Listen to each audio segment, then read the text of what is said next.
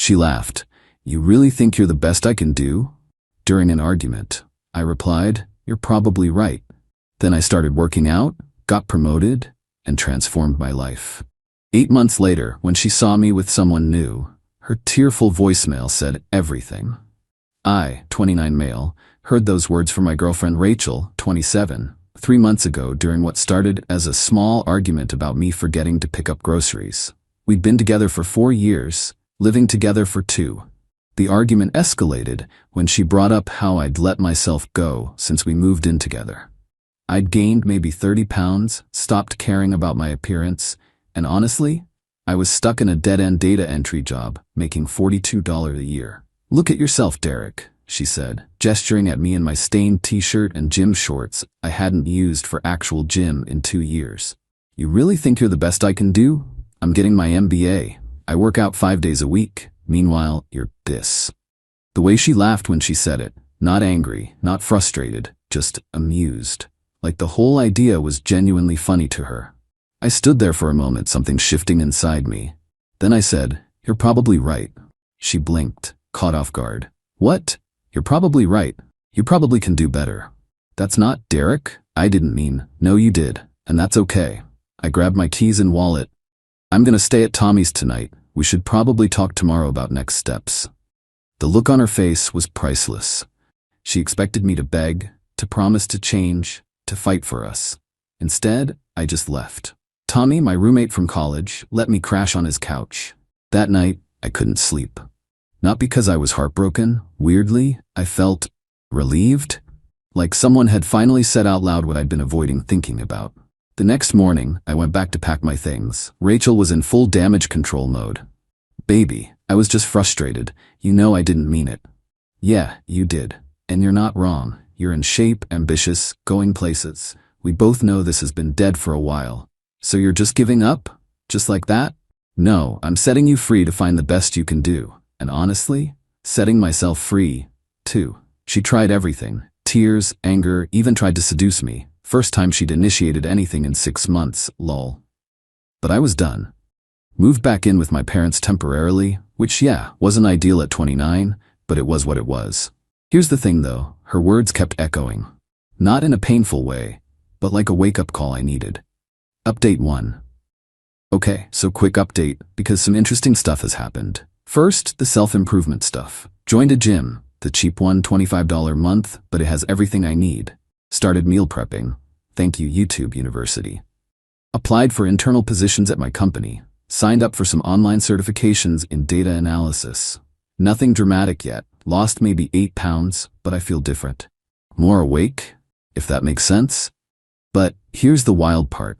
Rachel has been texting me a lot. Started with just checking in messages. Then I miss us texts at 2 a.m. Then she started getting angry that I wasn't responding. Last week, she showed up at my parents' house. My mom answered the door. I was at the gym. According to Mom, the conversation went like this. Rachel, is Derek home? I need to talk to him. He's not here. And frankly, after what you said to him, I'm not sure why you'd think he'd want to talk. He told you about that? It was taken out of context. Context? You laughed at my son and told him you could do better. What context makes that okay? We were together for 4 years. He can't just throw that away. Mom, seems like you did that when you laughed at him, honey. Rachel apparently went off, called my mom an enabler, and said she was the reason I was a failure. My sweet 5'2" mother, who volunteers at the animal shelter and makes cookies for the whole neighborhood, just said, I think you should leave now, and closed the door. Rachel then texted me 23 times in an hour about how my psycho mother disrespected her and how I needed to control my family. I finally responded, my mom's great.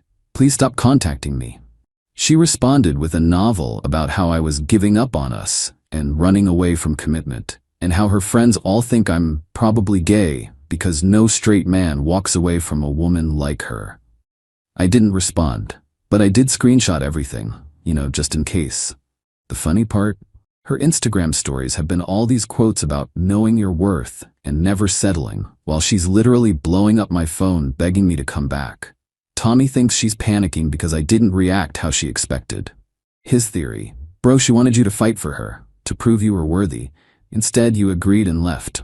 That probably broke her brain a little. Maybe. Don't really care though. I got a call back for a business analyst position that pays $65. Interviews next week. Fingers crossed. Update 2. Holy crap, guys. So much has happened. First, the good stuff. Got the business analyst job.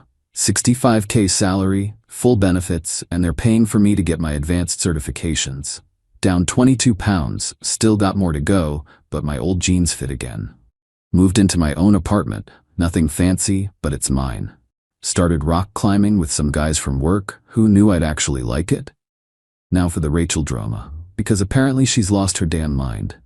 So, remember how she was texting constantly? After I blocked her number, she started emailing my work address, having her friends message me, creating fake Instagram accounts to watch my stories, showing up at my gym. She lives across town. There's no reason for her to be there. The gym thing was something. I was doing squats when I saw her in the mirror, just standing there watching me. I finished my set, turned around, and she acted surprised. Oh, Derek, what a coincidence. Rachel, you live 40 minutes from here. I was in the area. Doing what? Shopping. There's no stores here. It's all office buildings. She got flustered and tried to change tactics. Put her hand on my arm, did that thing with her voice she used to do. We could work out together sometime like old times. We never worked out together. We could start. I'm good. Please don't come here again. That's when she noticed I'd actually built some muscle. Her whole demeanor changed. You look different. I need to finish my workout. Are you seeing someone? That's not your business anymore. She lost it, started crying right there in the gym. Not quiet tears either, full dramatic sobs. I made one mistake. One mistake. And you throw away 4 years. Everyone was staring. The gym manager started walking over. I just said you should go and went back to my workout. But here's where it gets insane. Her mom called my mom. Her 53-year-old mother called my mother to try to parent trap us back together. My mom, bless her, put it on speaker so I could hear. Rachel's mom. They're being childish. Rachel said one silly thing, and Derek's overreacting. Patricia, your daughter told my son she could do better. He agreed. I don't see the problem. But Rachel's been so depressed, she's not eating, she cries all the time. That sounds like a her problem, not a Derek problem. Don't you want your son to be happy? Mom, he is happy. Happier than I've seen him in years, actually. With someone like Rachel, he'll never do better than her. Patricia, I'm going to hang up now. Please don't call again. The audacity. Even her own mother thinks I couldn't do better. Plot twist, though. Started talking to Amber from my climbing group. She's a software developer, super chill, and thinks the whole Rachel situation is better than reality TV. We're not official or anything, just hanging out. But it's nice being around someone who doesn't make me feel like a project that needs fixing. Rachel must have found out somehow, small city problems, because the texts from fake numbers started getting aggressive. Stuff like, Amber's just using you for attention. She'll leave when she realizes what a loser you are. You think getting some muscles changes who you really are? You'll come crawling back. I documented everything and filed a police report for harassment, just to have a paper trail. Oh, and the best part? Remember how she was getting her MBA?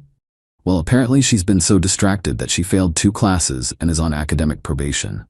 Her friend Elena, who I'm still cool with, told me Rachel blames me for sabotaging her future by checks notes, leaving when she told me to. Make it make sense. Update 3, guys. I almost feel bad for her. Almost. So quick life update. Got promoted to senior business analyst already. My boss said I'm exceeding expectations. Down 35 pounds total. Actually have visible abs for the first time in my life. Amber and I are officially dating. She's incredible. Bought a motorcycle. Always wanted one. Rachel said they were death traps for idiots. Life's genuinely good. Like, I wake up excited about my day good. But Rachel, she's spiraling. Elena's been keeping me updated. Not because I asked, but because she's genuinely concerned. Rachel dropped out of her MBA program, lost her job, she was missing too much work, moved back with her parents. Has been telling everyone I emotionally abused her, and that's why she's struggling. That last one pissed me off enough. that I posted all the screenshots of her harassment on my Instagram story with the caption, "Since people keep asking what happened." The response was immediate. Turns out she'd been telling people I cheated, I was abusive, I stole money from her. What money? I made 42K lol.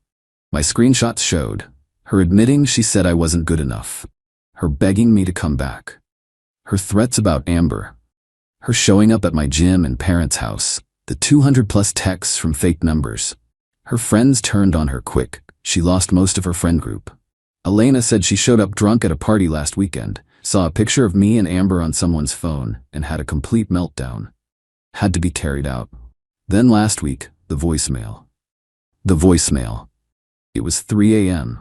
She was clearly drunk. 5 minutes of sobbing, slurring about how I ruined her life and was supposed to fight for her and wasn't supposed to actually change, and how it's not fair that I'm living her dream while she's stuck.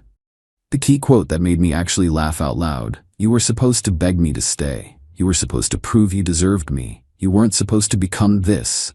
It's not fair. I was the one going places. I was the prize. Now you're with that coding girl and I'm... Then she threw up on the voicemail and hung up. Amber heard it the next morning and her reaction was perfect. "So she's mad that you took her advice and improved yourself?" Basically. "And she's mad that you didn't beg for someone who said they could do better." Yep. The delusion is actually impressive. We laughed about it over breakfast. Then I blocked the number she called from and we went about our day. Final update. This will be my last update because honestly, Rachel's not even a factor in my life anymore, and I want to keep it that way. The good stuff. Salary's now at 78K after another promotion. Hit my goal weight fitness level, lost 42 pounds total, gained solid muscle. Amber and I moved in together, bought my dream car. Nothing crazy, just a nice Mazda, but it's mine and paid in cash. Actually happy. Like, genuinely. Wake up grateful happy. The Rachel finale. She saw me and Amber at a brewery last weekend. I didn't notice her at first. We were with friends laughing about something. Then I felt someone staring. There she was, at the bar, alone. She looked rough, hair unwashed, gained weight, which no judgment, but the irony wasn't lost on me, and just had this defeated energy. She walked over. Amber tensed, but I squeezed her hand like it's cool. "Derek, Rachel. You look good. Thanks. You doing okay?" She laughed, but it was hollow. "Do I look okay?" I didn't answer. "I was wrong," she said quietly. "About everything. I thought you'd fight for me, prove me wrong, show me you could be better, but instead you just became better, without me. Yeah, turns out I could do better too, just not in the way you meant." She looked at Amber, then back at me. "I really fucked up, didn't I?" "Yeah. Would you ever?" "No." She nodded, tears starting. "For what it's worth, you weren't the problem. I was so focused on what I thought I deserved I couldn't see what I had. I could have been cruel, could have twisted the knife. Instead I just said, 'I hope you figure it out, Rachel. I really do.'" She walked away. Amber waited until she was gone, then said, "That was very mature of you. Living well is the best revenge and all that. Also, you know her life sucks now, and that probably helps. Also that, yeah." We laughed, finished our drinks, and went home to our apartment where I'm typing this while Amber plays video games next to me, occasionally showing me funny TikToks. Looking back, Rachel saying I wasn't the best she could do was the best thing that ever happened to me.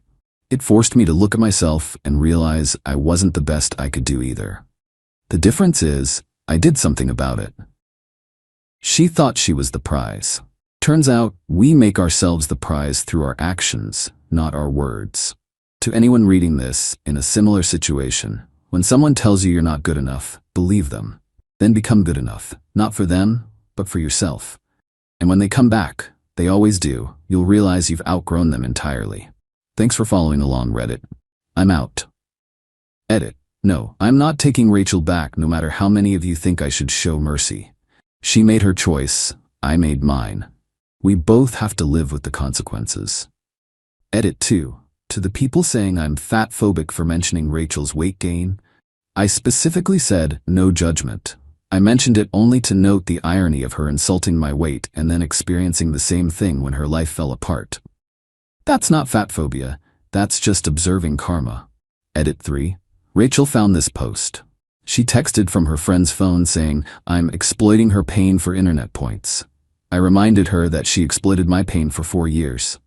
Also, maybe don't text the person who has a restraining order pending against you. Just a thought.